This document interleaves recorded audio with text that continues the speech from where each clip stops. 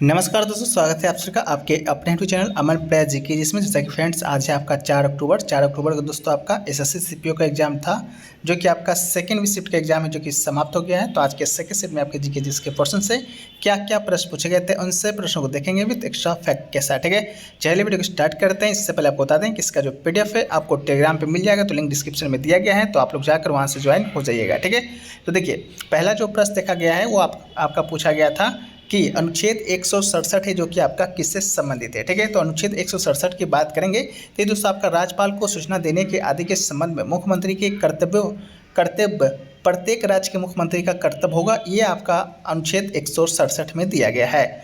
Next जो प्रश्न आपसे पूछा गया था वो पूछा गया है कि अनुच्छेद 33 से जो कि आपका किससे संबंधित है। अनुच्छेद से 2 क्वेश्चन पूछा गया था, जिसमें से एक आपका 167 का पूछा गया, एक फ्रेंड्स आपका अनुच्छेद 33 का पूछा गया। तो अनुच्छेद जो 33 से आपका संसद को ऐसे कानून बनाने का अधिकार देता है जो कि भारतीय सेना और खुफिया संगठनों के सदस्य सहित एक विशिष्ट श्रेणी के लोगों के लिए मौलिक अधिकार के आवेदन को प्रतिबंधित करेगा। ठीक है, तो ये आपका अनुच्छेद 33 से संबंधित है। ठीक है, उसके अलावा जो आपका नेक्स्ट जो प्रश्न पूछा गया वो पूछा गया आपका 4 दिया गया था यूनिट, और उसको बताना था कि इनमें से कौन सा यूनिट है जो कि आपका गलत है। ठीक है, उसमें से एक यूनिट आपका दिया गया था SI unit of work done का। ठीक है, तो वर्क डन का जो एसआई यूनिट होता है वो दोस्तों आपका जूल होता है, जिसे कि जे से हम लोग डिनोट करते हैं।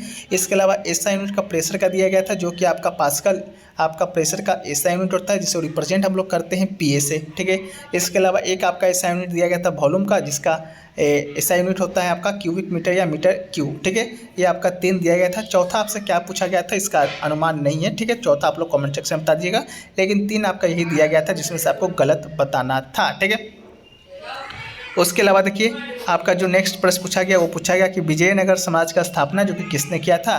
तो विजयनगर समाज का जो स्थापना है वो दोस्तों आपका हरियर एवं बुक्का 2 भाई थे, दोनों भाइयों ने मिलकर इस वंश का इस साम्राज्य का स्थापना किया था। कब किया था? 1336 ईस्वी में। इसको याद रखिएगा। ठीक है, 1336 ईस्वी में अंतिम यादव शासक संगम के 2 पुत्र हुए, हरियर और बुक्का ने मिलकर तुंगभद्रा नदी के तट पर विजयनगर समाज की स्थापना की थी। ये दोनों भाई भाई पहले काकतीय राजवंश में सामंत हुआ करते थे, लेकिन आगे चलकर कंपिल राज में मंत्री बने थे। ठीक है, इसको भी याद रखिएगा। इसके अलावा इन दोनों को पिता का जो नाम था वो दोस्तों आपका संगम था। ठीक है, तो आपका विजयनगर समाज में टोटल 4 राजवंशों ने शासन किया है। ठीक है, जैसे दिल्ली सल्तनत में आपका 5 मिलता है, उस प्रकार आपका विजयनगर समाज में आपका टोटल 4 आपका राजवंश है जो कि आपका मिलता है। उसका प्रमाण जिसमें से पहला जो आपका था वो आपके इन दोनों के पिता के ही नाम पर था, वो दोस्तों आपका संगम वंश था। ठीक है, संगम वंश जो कि आपका 1336 से 1485 ईस्वी तक शासन किया था।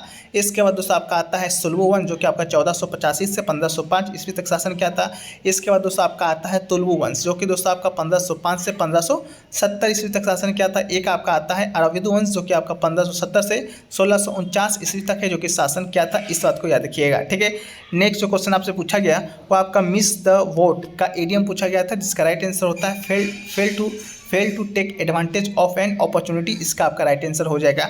इसके अलावा नेक्स्ट क्वेश्चन जो पूछा गया वो आपका पूछा गया था सिनोनिम्स ऑफ एमंडन। ठीक है, एमंडन का दोस्तों आपसे सिनोनिम पूछा गया था, तो इसका राइट आंसर दोस्तों आपका रिन्क्लूस हो जाएगा, रिसाइन हो जाएगा, सरेंडर हो जाएगा, वेव हो जाएगा, आपका इल्ड हो जाएगा। ठीक है, इनमें से कोई एक ऑप्शन आपको दिया गया होगा जो कि आपका बिल्कुल राइट आंसर था। ठीक है, नेक्स्ट क्वेश्चन की बात करेंगे तो पूछा गया कि मोहनजोदड़ो है जो कि आपका किस नदी के किनारे है, जो कि आपका स्थित है।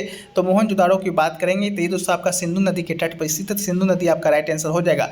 इसके अलावा मोहनजोदड़ो की खोज की बात करेंगे तो 1922 में भारतीय पुरातत्व सर्वेक्षण के एक अधिकारी आर.डी. बनर्जी ने किया था। इस बात को भी याद रखिएगा। 1980 में यूनेस्को विश्व धरोहर स्थल में आपका नामित भी किया गया है। इसके अलावा जो मोहनजोदड़ो था वो आपका किस सभ्यता से संबंधित है, तो दोस्तों आपका हड़प्पा सभ्यता से संबंधित है, जिसके विषय में आप लोगों को बेखूबी मालूम होगा। हड़प्पा सभ्यता का जो पहला स्थल खोजा गया था वो दोस्तों आपका हड़प्पा ही खोजा गया था। हड़प्पा अगर आपसे पूछे कौन नदी के किनारे है तो ये दोस्तों आपका रावी नदी के किनारे है। इसको आप याद रखिएगा। दयाराम साहनी जी के द्वारा 1922 ईस्वी में इसे भी खोजा गया था। पहला हड़प्पा सभ्यता के आपका पहला स्थल था। इसी नाम पर आपका सभ्यता का नाम हड़प्पा पड़ा था। ठीक है, नेक्स्ट क्वेश्चन जो पूछा गया कि 2011 के जनगणना के अनुसार तीसरी सबसे अधिक बोली जाने वाली भाषा कौन सी है। ठीक है, तो भारत की तीसरी सबसे अधिक बोली जाने वाली भाषा की बात करेंगे तो दोस्तों आपका मराठी है। तो इसका राइट आंसर क्या हो जाएगा?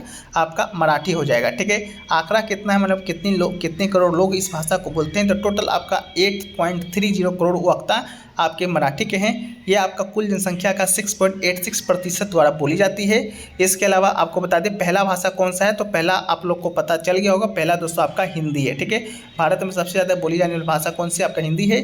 दूसरा नंबर पर दोस्तों आपका बंगाली है, तीसरा नंबर पर आपका मराठी है, चौथा नंबर पर आपका तेलुगु है। इस बात को याद रखिएगा। ठीक है, चलिए नेक्स्ट जो क्वेश्चन आपसे पूछा गया वो पूछा गया कि संसद से संबंधित कोई अनुच्छेद आपसे पूछा गया था। इसका अनुमान नहीं लग सका है कि आपका संसद से संबंधित अनुच्छेद क्या पूछा गया था, लेकिन अगर आपसे कुछ पूछा गया होगा तो इस प्रकार आपका जो संसद का जो अनुच्छेद है वो आपका 79 है। ठीक है, 79 आपका अनुच्छेद जो है उसके अनुसार संसद भारत के राष्ट्रपति और संसद के 2 सदन तथा राज्यसभा लोकसभा से मिलकर आपका बनता है। इस बात को याद रखिएगा। ठीक है, आपका संसद का 2 सदन होता है, एक दोस्तों आपका लोकसभा होता है, एक दोस्तों आपका राज्यसभा होता है। ठीक है, इसके बाद आपका अगर राष्ट्रपति मिल जाता है, ये तीनों जब आपका मिलता है तो संसद का निर्माण होता है। लोकसभा की बात करेंगे तो दोस्तों आपका अपर सदन है यानी कि उच्च सदन लोअर सदन है, और राज्यसभा की बात करेंगे तो दोस्तों आपका अपर यानी कि उच्च सदन है। ठीक है, नेक्स्ट क्वेश्चन की बात करेंगे तो पूछा गया कि फीफा महिला वर्ल्ड कप 2023 की मेजबानी किस शहर में हुआ था, ये आपसे पूछा गया था। ठीक है, तो देखिए आपका इस बार 9वीं जो फीफा विमेंस वर्ल्ड कप आपका है वो दोस्तों आपका ऑस्ट्रेलिया और न्यूजीलैंड में खेला जाएगा। तो इसका राइट आंसर आपका न्यूजीलैंड और ऑस्ट्रेलिया इसका राइट आंसर हो जाएगा। ठीक है, इसके अलावा नेक्स्ट क्वेश्चन पूछा गया था आपका, ये आपका पहली बार होगा इतिहास में कि आपका 2 देश मिलकर इसकी मेजबानी कर रहे होंगे। ठीक है, इस बात को भी आप याद रखिएगा। इसके अलावा नेक्स्ट क्वेश्चन पूछा गया कि 2019 में साहित्य अकेडमी पुरस्कार जो कि आपका किसे मिला था। ठीक है, तो नंद किशोर आचार्य को हिंदी साहित्य में साहित्य अकेडमी पुरस्कार 2019 से सम्मानित किया गया था।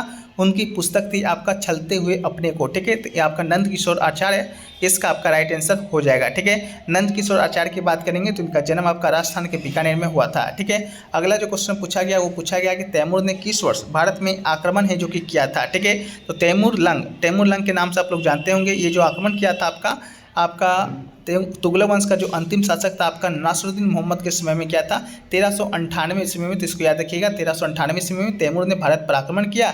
ये आक्रमण तुगलक वंश के लिए घातक सिद्ध हुआ था। ठीक है, चलिए नेक्स्ट क्वेश्चन की बात करेंगे तो नेक्स्ट क्वेश्चन आपसे पूछा गया कि कलिंग युद्ध के बाद किस राजा ने बौद्ध धर्म अपना लिया था। कलिंग युद्ध के विषय में आप लोग को मालूम होगा 261 BC में ये युद्ध लड़ा जाता है। किसके बीच में लड़ा जाता है, तो कलिंग युद्ध जो कि आपकी वर्तमान में उड़ीसा में पड़ता है वो दोस्तों आपका अशोक और कलिंग जो राजा होते हैं उसके बीच में लड़ा जाता है। इसके बाद अशोक आपका भेरी घोष के स्थान पर धम्म घोष है जो कि अपना लेता है, मार काट को त्याग देता है और धर्म को पालन करने लगता है। ठीक है, नेक्स्ट क्वेश्चन पूछा गया कि मोहिनीअट्टम आपका किस राज्य से संबंधित है। ठीक है, ये मोहिनीअट्टम जो पूछा गया था फ्रेंड्स आपको बता दें आपका दो प्रश्न आपका एक ही प्रश्न को 2 बार पूछ दिया गया था।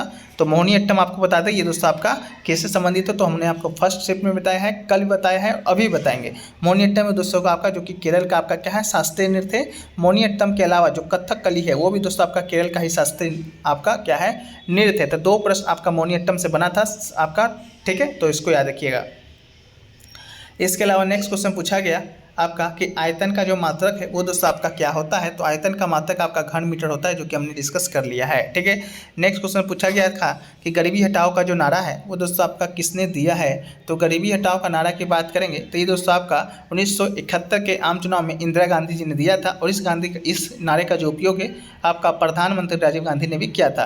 तो किसने दिया था, तो इंदिरा गांधी हो जाएगा। अगर आपसे पूछ दिया जाए कि गरीबी हटाओ का जो नारा है किस पंचवर्षीय योजना में दिया गया था, तो ये फ्रेंड्स आपका चौथी पंचवर्षीय योजना में दिया गया था। अगर आपसे पूछा जाए गरीबी हटाओ का जो मुख्य उद्देश्य था कौन से पंचवर्षीय योजना का था, तो ये दोस्तों आपका 5th पंचवर्षीय योजना का हो जाएगा। उद्देश्य पूछेगा तो 5th, अगर नारा पूछेगा तो 4th पंचवर्षीय योजना का था। ठीक है, नेक्स्ट क्वेश्चन पूछा गया था राष्ट्रपति है जो कि आप किससे सलाह ले सकता है। तो राष्ट्रपति आपको बता दें अनुच्छेद 143 के तहत भारत के सर्वोच्च न्यायालय से परामर्श जो कि ले सकता है। तो इसको भी याद रखिएगा 143 के अंतर्गत। इसके अलावा यह राष्ट्रपति के कानून के किसी भी प्रश्न सार्वजनिक महत्व के तथ्य पर सर्वोच्च न्यायालय से परामर्श लेने की अनुमति देता है। सर्वोच्च न्यायालय के द्वारा परामर्श राष्ट्रपति के लिए बाध्यकारी नहीं होता है। ठीक है, नेक्स्ट क्वेश्चन पूछा गया किसके गीत श्री कृष्ण को समर्पित है। तो आपका जोधपुर के जो राठौर रतन सिंह की इकलौती जो पुत्री थी मीराबाई का मन बचपन से ही श्री कृष्ण के भक्ति में रम गया था, तो मीराबाई आपका इसका राइट आंसर हो जाएगा। इस प्रकार का कोई प्रश्न जो कि आपका पूछा गया था। नेक्स्ट क्वेश्चन पूछा गया था ग्रामीण जनसंख्या का अनुपात कितना है। अनुपात पूछा गया था, ये परसेंटेज पूछा गया था, आप लोग देख लीजिएगा। परसेंटेज पूछा गया होगा तो 2022 के अनुसार आपका 64.13% आपका ग्रामीण आबादी है जो कि आपका देखा गया है। इसके अलावा नेक्स्ट क्वेश्चन पूछा गया कि डायमंड जो लीग है आपका किसने जीता है। तो डायमंड लीग 2023 की बात करेंगे तो दोस्तों आपका भारतीय भाला फेंक खिलाड़ी नीरज चोपड़ा ने ये लीग है जो कि आपका जीता है। आपका 83.83 मीटर का सर्वश्रेष्ठ थ्रो इन्होंने किया था, और ठीक है, इसको भी याद रखिएगा।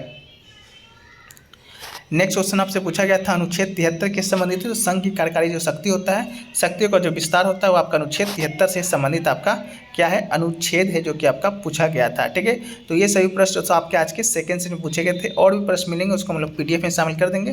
पीडीएफ दोस्तों आपको टेलीग्राम पे मिल जाएगा, टेलीग्राम का लिंक डिस्क्रिप्शन में दिया गया है। ठीक है, वीडियो को खत्म करें इससे पहले आपको बता दें कि एसएससी 2023 में जितने भी अभी तक एग्जाम कंडक्ट हुए हैं, एसएससी सीजीएल 2023 का या एसएससी एमटीएस आपका 2022 का हो या 23 का हो या सीजीएल 22 या 23 हो, ठीक है, इन सभी का पीडीएफ अगर आप लेना चाहते हैं तो मात्र 69 रुपये में आप इसे प्राप्त कर सकते हैं। दिए गए 2 व्हाट्सएप नंबर में से किसी एक पर संपर्क कीजिएगा और भी जानकारी आपको वहाँ से अच्छे से मिल जाएगी। ठीक है, तो ये पीडीएफ के साथ आपको इंपॉर्टेंट एक्स्ट्रा फैक्ट्स मिलेगा, साथ में अपकमिंग एग्जाम होंगे उसके लिए इंपॉर्टेंट पीडीएफ है। ठीक है, मिलते हैं हम लोग नेक्स्ट वीडियो में फ्रेंड्स, जब तक के लिए जय हिंद, जय भारत, वंदे मातरम, भारत माता की जय। ठीक है।